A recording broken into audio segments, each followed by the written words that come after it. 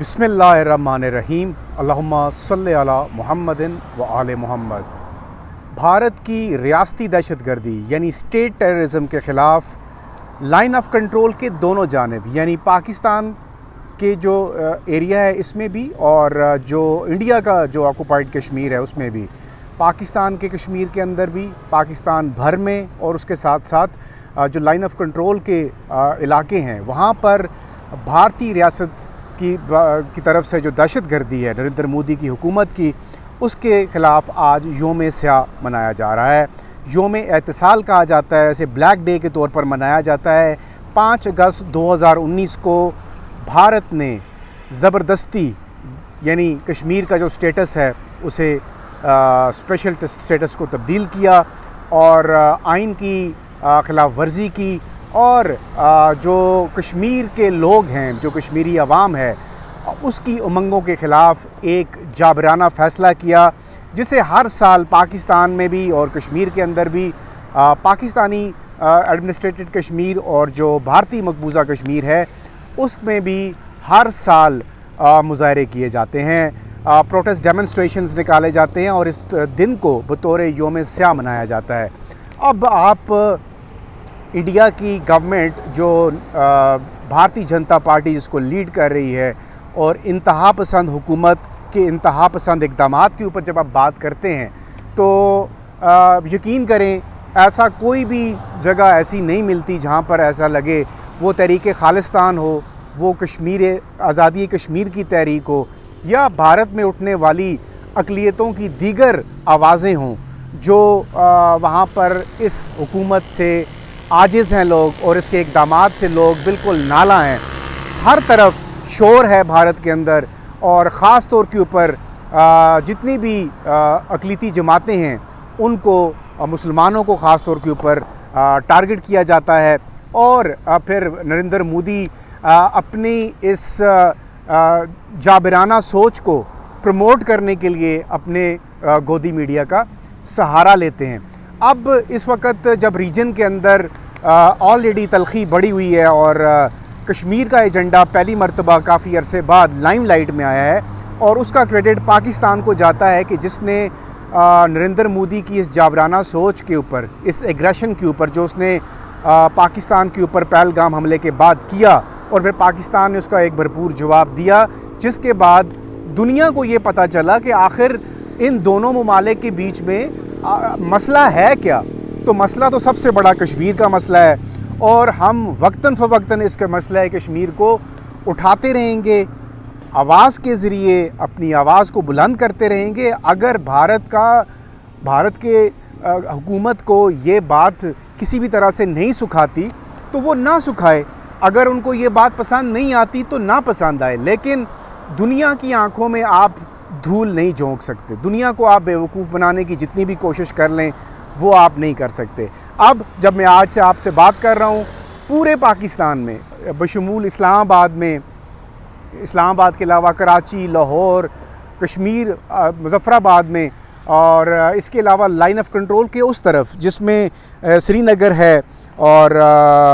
इसके अलावा बारामूला में, किरावा में जगह जगह मुज़ाहरे हो रहे हैं और अनंतनाग में मुज़ाहरे हो रहे हैं। और इन मुज़ाहरों में, इन प्रोटेस्ट डेमोन्स्ट्रेशंस में Jammu and Kashmir national conference के अलावा पीपल्स डेमोक्रेटिक पार्टी PDP भी और कांग्रेस भी इसमें शरीक है और दीगर जमातें भी बाकायदा तौर पर एहतजाज कर रही हैं और जो खुसूसी आइनी, जो कॉन्स्टिट्यूशनल पोजीशन थी कश्मीर की, उसको ख़त्म किए जाने के ऊपर ये तमाम जो भारत की पॉलिटिकल पार्टीज़ हैं वो इस पर सरापा एहतजाज हैं। और कश्मीर का नौजवान अगर आप बात करते हैं तो नौजवानों ने अपने तौर पर जितनी भी सख्तियाँ हैं उनके ऊपर, कर्फ्यू की सूरत है और उनके ऊपर क्रैकडाउन्स किए जा रहे हैं और आज का दिन भी उनको ये प्रोटेस्ट, पीसफुल प्रोटेस्ट डेमोन्स्ट्रेशंस निकालने की इजाज़त नहीं है। इस वक्त एक भारी तादाद में भारतीय हुकूमत ने फ़ौज की डिप्लॉयमेंट की हुई है कश्मीर के इलाकों में और वहाँ के नौजवानों को ना सिर्फ़ उनके घरों तक महदूद किया गया है, ना तो उनको रोज़गार दिया जाता है, ना अगर वो रोज़गार करते भी हैं तो उनके साथ एक इम्तियाज़ी सलूक किया जाता है और फिर उन नौजवानों को अगर कोई ये बात करता है कि सोशल मीडिया पर कोई पोस्ट लगाता है कश्मीर के हक़ में, या कश्मीर का वो मसला जिसे अक़वाम मुत्तहिदा ने तस्लीम किया हुआ है, उसकी बात अगर वो अपनी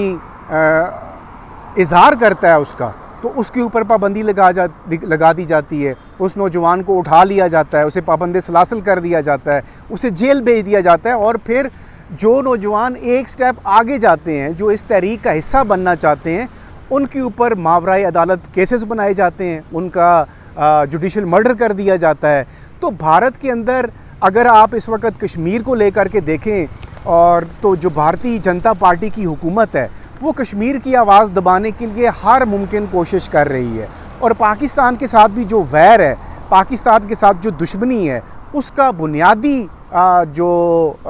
अंसर है, जो बुनियादी इकाई है, वो बेसिकली कश्मीर की ही आवाज़ है। कश्मीर की आवाज़ जब भी पाकिस्तान से बुलंद होती है तो नरेंद्र मोदी की हुकूमत को तकलीफ़ शुरू हो जाती है, और फिर वो पाकिस्तान के ख़िलाफ़ ऐसे पहलगाम जैसे एक फ़ॉल्स फ्लैग ऑपरेशन के बारे में सोचना शुरू कर देता है। पाकिस्तान ने कश्मीर की आवाज़ हर फोरम पर बुलंद की, और आप यकीन करें इस मुख्तसर सी जंग जो मई में पाकिस्तान और भारत के दरमियान में हुई, उसके बाद कश्मीर का मसला इंटरनेशनली रिकग्नाइज़ हुआ। ये मसला काफ़ी अरसे से भारत ने बाकायदा तौर पर प्री प्लान्ड एक साजिश के तहत इस मसले को दबाने की भरपूर कोशिश की, और किसी हद तक वो इसमें कामयाब भी रहा। एक तो जब भी हम पाकिस्तान की तरफ से ये ऑफ़र हुई कि आएँ बैठकर बात करते हैं, तो बात करने से भागता कौन है?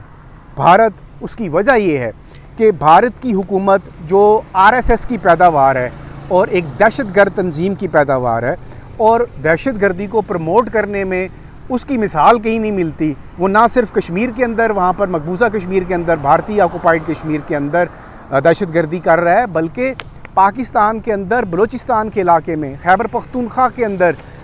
इस दहशतगर्दी को प्रमोट करने के लिए फ़ंड्स दिए जा रहे हैं। बेगुनाह लोगों को, मासूम लोगों को मारने के लिए पैसे दिए जाते हैं। पाकिस्तान के अंदर कम अज़ कम आप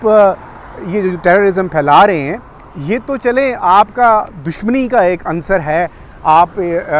बतौर दुश्मन ये काम करते हैं। जो कश्मीरी लोग आपके नाक के नीचे जो वहाँ पर मौजूद हैं, और जो यूनाइटेड नेशंस ने जिनकी हक़ खुद इरादियत की रेजोल्यूशंस पास की हुई हैं, आप उनकी आवाज़ को दबाने के लिए भी दहशतगर्दी करते हैं। शर्म आनी चाहिए नरेंद्र मोदी की सोच को और उसकी हुकूमत को। पाकिस्तान के अंदर भी भरपूर मुजाहरे हुए हैं, और पाकिस्तान ने बड़ा दो टोक मौक़िफ़ इख्तियार किया है कि भारत इस वक्त जो कोशिश कर रहा है कश्मीर का स्टेटस चेंज करके, और कश्मीर के मसले को दबाने की कोशिश कर रहा है, लेकिन ये कोशिश कभी भी कामयाब नहीं होने दी जाएगी। और जो हिंदू आबादकारी की कोशिश की जा रही है कश्मीर के अंदर, और मुसलमानों की तादाद कम करने के लिए वहाँ पर ज़्यादा से ज़्यादा हिंदू आबादकारी की जा रही है, उस प्लान को भी कभी जो है वो पाया तकमील तक नहीं पहुँचाने दिया जाएगा। ना सिर्फ कश्मीरी आवाम, जो कश्मीरी यूथ है इस वक्त, जो कश्मीर के अंदर जिसके दिल में एक उमंग है, और वो अपनी पहचान बनाने के लिए अपनी मंशा के मुताबिक एक स्टेट का जो मुतालबा वो करता है, भारत को वो मुतालबा पूरा करना पड़ेगा। और पाकिस्तान इस मुद्दे को लेकर के, इसी पॉइंट को लेकर के इंटरनेशनल जितने भी लेवल्स हैं उनके ऊपर बात करता रहा है। अभी चंद दिन पहले ईरान के सदर आए हुए थे पाकिस्तान के दौरे पर, तो प्रेस कॉन्फ्रेंस के दौरान हमारे वज़ीर-ए-आज़म शहबाज शरीफ ने बड़ा कैटेगोरिकली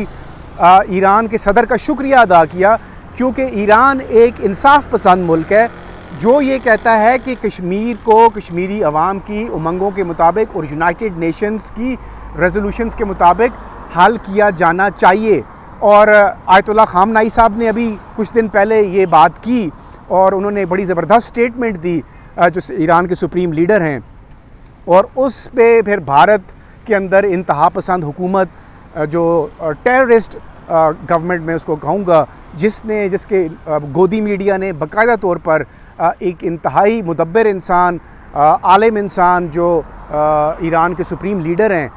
उनके ख़िलाफ़ एक बाकायदा तौर पर जहर उगलना शुरू कर दिया। और जितना भी सोशल मीडिया था और जितना भी गोदी मीडिया था, वो इसकी प्रचार करने लगा कि इन्होंने ये बात क्यों की। हक़ की बात जो भी करेगा भारत उसके ख़िलाफ़ हो जाएगा। अभी लेकिन आपको एक बात मैं बता दूं आइंदा आने वाले दिनों में हक़ की बात को छुपाने की जितनी भी कोशिशें नरेंद्र मोदी कर ले, अब नरेंद्र मोदी का टाइम भी गिना जा चुका है। और आरएसएस की पैदावार, ये भारतीय इंतहा पसंद गवर्नमेंट आपको आइंदा आने वाले दिनों में जाती हुई नज़र आ रही है। इस वक्त जो गवर्नमेंट के ऊपर प्रेशर है, ख़ास तौर के ऊपर ऑपरेशन सिंदूर को लेकर के, और जो भारत ने एक दफ़ा फिर कश्मीर को इस्तेमाल किया अपने मज़मूम मकासद के लिए, और इस वक्त भी जो मिलिट्री बिल्डअप हो रहा है भारत की तरफ से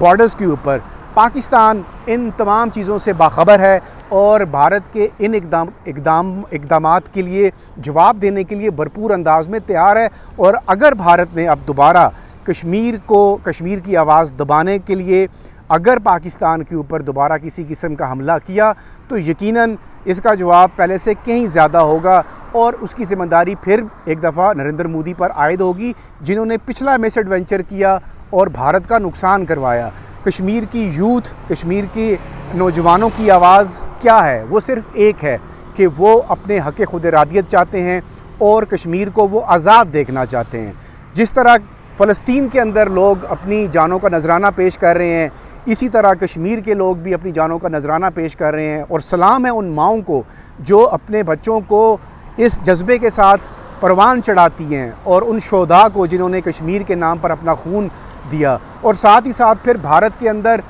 जो सिख बिरादरी है, जो अपनी हक़ खुद इरादियत के लिए लड़ रही है, तहरीक खालिस्तान दिन ब दिन पनप रही है। तो नरेंद्र मोदी के दिन गिने जा चुके हैं और ये जुल्म की जो ज़ाब्ते हैं, ये ज़्यादा दिन अब चलने वाले नहीं हैं। और कश्मीर की जो आवाज़ है वो इंटरनेशनली रिकग्नाइज्ड है। और जितनी भी आप कोशिश कर लें नरेंद्र मोदी साहब, आप कश्मीर की आवाज़ को नहीं दबा सकते। और वो वक्त बहुत करीब है कि कश्मीर जो है वो जल्द आज़ाद होगा और कश्मीरी अवाम अपनी उमंगों के मुताबिक अपनी ज़िंदगी बसर करने के काबिल हो जाएंगे।